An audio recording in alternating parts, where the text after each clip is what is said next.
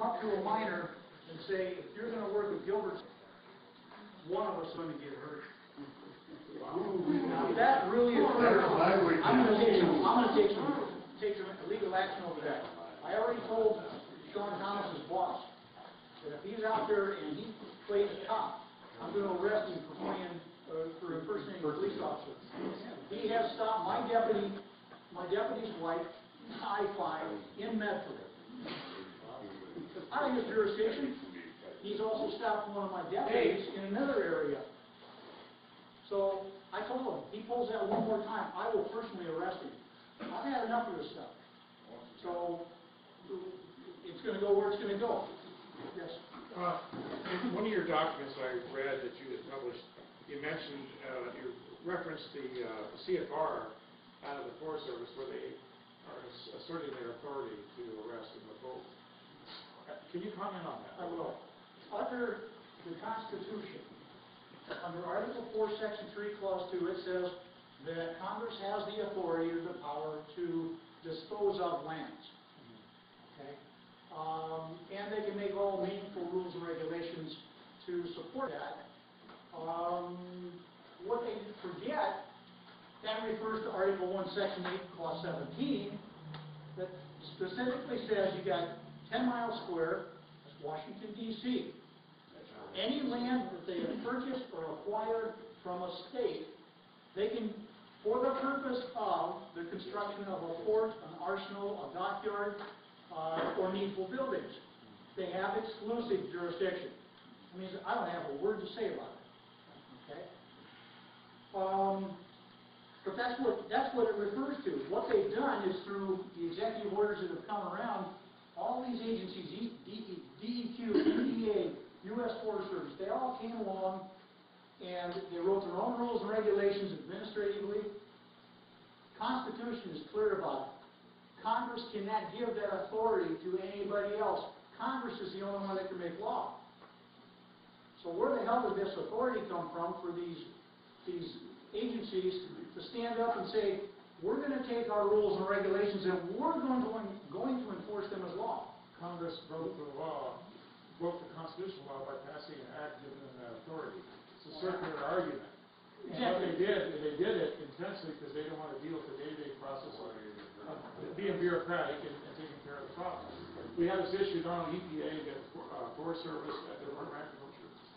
And just to digress a little bit, where we should be going with this, and this is what Ron Paul says, believe it or not, I was surprised, but he says he wants to break the agencies down. Now, the thing is, a country cannot survive without people who have intelligence and brains and know how to manage things, right? That's fine. But they have no business passing a law. And right now, when they pass the CFR law, it's 90 days on the book, becomes law, unless 60 senators jump up and down and say nay. The Senate. That's back asswards. Yep. And what Ron Paul is saying to do, and I think he's right, and he's only going to say is, these agencies can write the law, but it has to go through the legislative process, and that's what's not happening. It is not. You're absolutely correct. That's where we're at. That's why we're in trouble. Now, Ron Paul is the only one that's even talking this stuff. The other guys are not. No, My concern is you get a third party running, it splits the votes between the Republicans and the third party, leaving its door open for the Democrats. You know, that's my concern. I would like to see Ron Paul in there because he would, by just his statements, turn a lot of this around, and it really has to turn around. Well, that's why, I mean, I don't know much about the local Republican Party here, but last time we got involved, they were a bunch of moderates, and that's what got McCain in. It was that same old across the United States, that they were trying to be conservative. McCain, we knew, wasn't a conservative, he was just an opportunist. And that's the problem with everybody else, in my opinion. This is my political opinion, but like I support what the sheriff just said here, is that this man's the only one to come up and address the problem. Until we get out of this paradigm we're in, we're going to be back fighting this problem every day.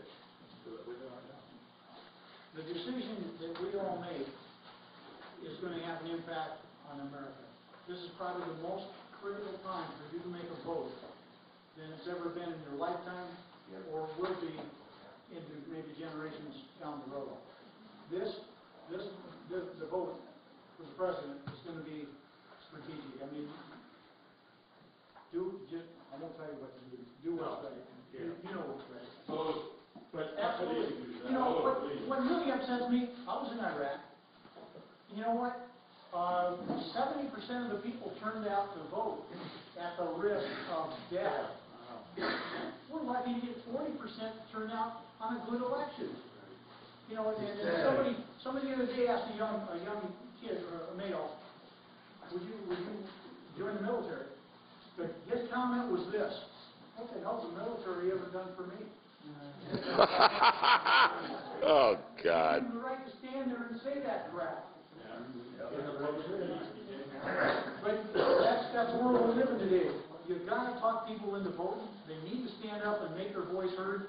It's got to happen, folks. This is the most critical one in our lifetimes.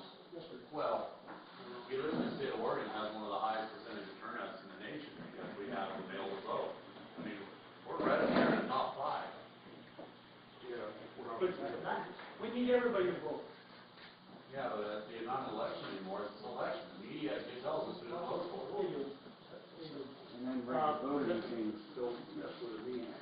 Well, getting back to what I need from you is if these guys pull this crap on you, you need to give me a signed statement. If you got a witness, it's even better. Because I want to see these things go to federal court. If anybody is going to violate your due process, I need to know about it. Because I'm going to make a stink about it. My job is to protect this community, and I'm going to do that. What about them closing up these lines? That's yet another issue. And folks, I mean, I got to tell you, so many issues going. I can only put one brick in a wall at a time. So Do they have the authority now to arrest people in the forest? according to the state, they do. According to state? Yeah, Oregon statute, and in fact, we're going to talk to the legislation about this. Wally Hicks is one of the representatives that is working with me. We need to change the legislation. It's 262 or 272. Anyway, it outlines the protocol for a federal agent to make an arrest. If you read it simply, it basically says they got the same rights as the country citizens. They, however, go a little further than that. And I think their existence is a violation of the 10th Amendment. And I'm going to fight that battle all the way to Congress. That's an issue that needs to go to that level. These guys are doing what they're told to do. So I mean, right now, if I'm driving up there and I got an expired license and I'm driving around on a four-wheeler or something, they can arrest me, handcuff me, and detain me. According to their rules and the Oregon state giving them concurrent jurisdiction. So we need to change the legislation to take that away. My belief is this, and it's so stated in a New York versus United States, I think it was in 1901, maybe 1904, somewhere in that time period. It clearly says, and it was written in red into the congressional record by a guy, Senator Gibson, I think. Gibson, out of New Mexico, or Arizona. Gibson. Yeah, and it clearly points out, it refers to that case, that local law enforcement is supposed to be done by the local law enforcement. It says that, unless the state gives them the authority. So I'm going to work with the legislators to see if we can change some things. My belief is this: one, they save money if they do what their own rules and regulations say by contracting to us. I'll hire deputies. I believe in protecting our resources as well, you guys. Right. We'll have deputies out there. If they can contract, it'd be a hell of a lot cheaper for them to do it that way. And their own rules and regulations state that. So what I want to see, and the other sheriffs, we're going to talk about this January 12th, is I would like to see them have to go through the police academy, the full course, and then they would have to be sworn in by a sheriff. Well, that's not the way it works right now. But my belief is we need to control, we need to have, the best thing would be they just get rid of their law enforcement and they do what their own rules say, and then they hire a deputy from the sheriff's office. Now that gives me some control to make sure that they don't violate, or my people don't violate your right to due process. You have the right to go to court and be heard. And if they circumvent that, I need to know about it. I'm sorry to monopolize you here, but I've been reading on this travel management plan. I got a document here that says a couple things report to everybody here, if this thing passes. This is alternate 5, but it says in here that motorized vehicles will not be allowed to travel cross-country for the purposes of fuel wood gathering, hunting, or big game retrieval. In addition, only notice level mining activities will be allowed. And notice means that you're not prospecting. You've already decided that that's a place to go to, so that basically makes prospecting illegal. And I'm real concerned about this. I know that this probably hasn't been brought out yet, and I don't know if you folks, believe it or not, there's still time to put comments in after the 22nd, I think, or the 2nd, I forget the date, in January. You have to check the date on there, but they do tell us there's time to put more comments in there. Now, those comments don't mean hell of beans. I mean, write them and send them in, but they've already made their minds up on what they're going to do. And that's what upsets me. By their own rules and regulations, federal law, they're supposed to coordinate with any elected or appointed officials in the county. I've been in office for 5 years. None of them bothered to tell me that I should even be a part of this. Yeah. What they've done is they've given me a document called cooperative plan. So I sign it, and I can't question anything. They do what they want. No. We need to put shoe, and the other sheriffs agree with me, we need to put shoe back on our foot. We'll tell them what the hell we want in our county, and they can figure out how to meet our... Well, you have cooperate and coordinate, 2 different words.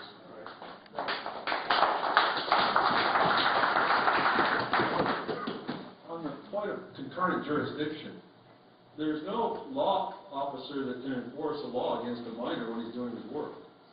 The state doesn't have concurrent jurisdiction to just arbitrarily attack miners on a mining haul road constitutionally or in our work. So again, even if they do have concurrent jurisdiction of lawful state authority, it doesn't extend to the lawful activities of people in the forest. You have the right to ingress and egress from your claim. Okay? Public land, private land, I burn the difference. Once you file a claim in public land, it becomes public domain. There is so much law on the books saying that is private property, as if it were a thing. I mean, it's all there. It's just a matter of we need to take a stand and say, yeah, it's going to have to go to court, make another deal out of it, and it's been to court. I mean, it's there. It's in black and white. Gil, we have the right of ingress and egress to prospect also, not just to go to our land anywhere. Ron? Gil, I have a question that keeps coming up.